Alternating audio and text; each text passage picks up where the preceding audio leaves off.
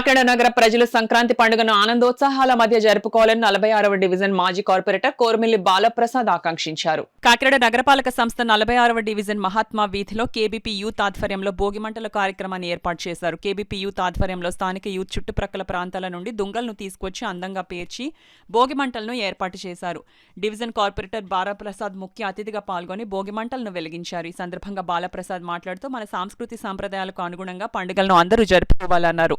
ప్రతి ఒక్కరూ తమ కుటుంబ సభ్యులందరితో కలిసి ఆనందంగా జరుపుకునే పండుగ సంక్రాంతి పండుగ అన్నారు. ఈ సంక్రాంతి పండుగ అందరి జీవితాల్లో వెలుగులు నింపాలని ఆకాంక్షించారు. ఈ కార్యక్రమంలో స్థానిక పెద్దలు కేబీపీ యూత్ సభ్యులు పాల్గొన్నారు. మన చిన్నబాబు గారు, అలాగే కిరణ్ గారు, పొల్లంరాజు గారు, అలాగే పండు గారు, ఇలా మొత్తం అందరి సమక్షంలో ఈ రోజున మన భోగిమంటని రాత్రి నుంచి అందరూ చక్కగా ఏర్పాట్లు చేసుకుని అందరూ కూడా ఈరోజు నిర్వహించుకోవడం జరిగింది.